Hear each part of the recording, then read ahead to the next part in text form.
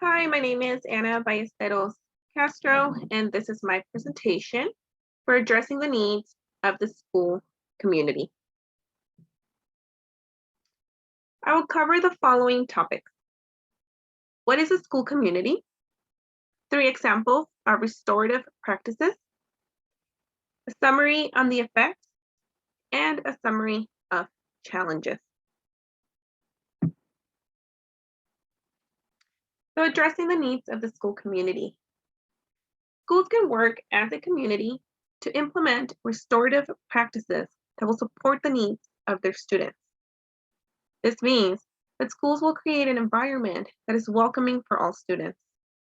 The emotional and psychological needs of every student is met, and therefore, students are more likely to be academically motivated.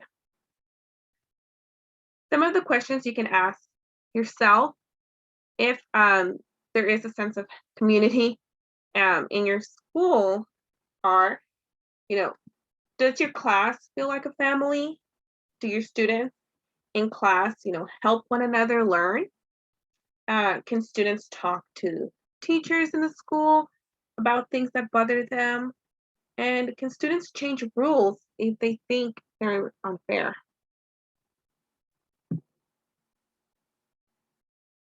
So who creates the sense of community in a school? Well, basically everyone that works at the school. This includes like the principal, assistant principal, administration, teachers, and the entire school staff. It is not the responsibility of others outside of the school to create a sense of community for the school. It is the responsibility of all the individuals that work at the school to work together to nurture their particular community needs. Every school is different. All the students are different. So the school staff, everyone that works for the school is to work together to meet the needs for their particular school. These are the 3 restorative practices that I will be discussing. First one is class meetings and problem-solving circles. Second, restorative conferences. And third is school-wide community building activities. Okay, let's look at class meetings and problem-solving circles. Class meetings are good for setting goals and norms inside the classroom, for planning activities, for identifying and solving problems.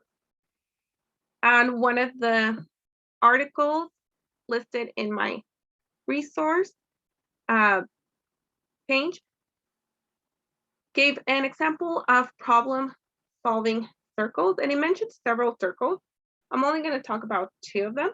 The first one is community circle. This is greeting, sharing, news, and goals.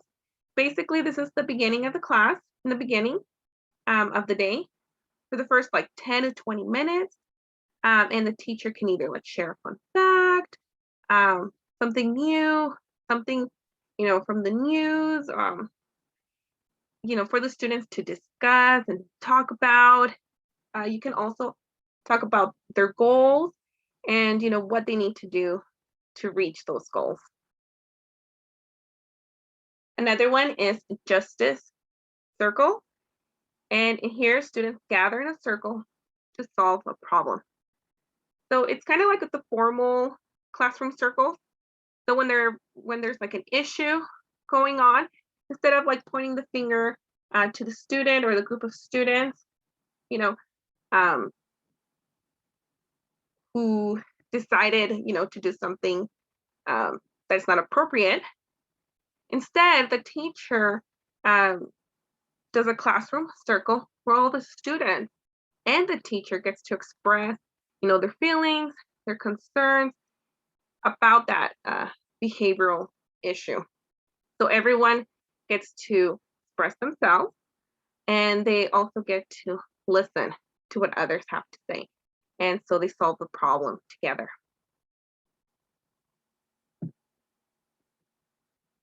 Next, let's look at restorative conferences. A restorative conference is a structured meeting between offenders, victims, and both parties, family, and friends, in which they deal with the consequences of the crime or wrongdoing and decide how to best repair the harm. Members of the school and neighborhood community participate in the decision-making process. This is opposite of a predetermined punishment, and the student is actually able to express themselves and reflect on their actions. One of the examples I got from an article is a student that painted graffiti on a neighborhood wall. So what they did is they called in that homeowner, so the neighbor, the parents, the student, and the school staff, and all together, they discussed the issue. But instead of just pointing, their finger at the kid, at the student, instead they talked about ways to solve this issue. So the student could remove the graffiti or what else he can do to help the neighbor. And what this does, again, it makes the student reflect on their decisions and on their actions. Now let's talk about school-wide community building activities. Parent involvement is a big one. This includes home visits. You can go and visit homes, learn more about the parents and the families of your students. Parent presentations. Parents can come into the classroom and do all types of presentations. Also volunteering in the office and in the classroom. My third article talked about 5 classroom strategies. I'm not going to go into detail about with all 5, but I will talk about some of them. The first one was Star of the Week program. The teacher chooses a student every week to be the star of the week. So they just highlight things about the student, and at the end of the week, she invites a family member to come in and do a little presentation about the student and share like maybe baby pictures or artwork about the student. And then also the rest of the classmates are able to share one thing about the star of the week. And the family members, they're present, so they get to hear, more about their child and how others feel about their child.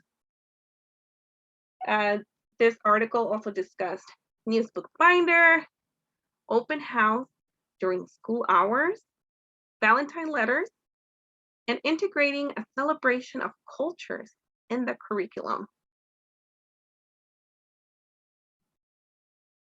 So what are the effects of addressing the needs of the school community?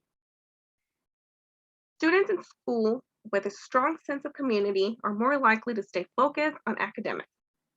Their social and emotional needs are being met, which creates a strong and authentic connection with the school workers. The students avoid being engaged in a number of problem behaviors, including high-stake issues, such as drug use and violence. Overall, this creates a safe and welcoming environment for all the students. And what are some of the challenges?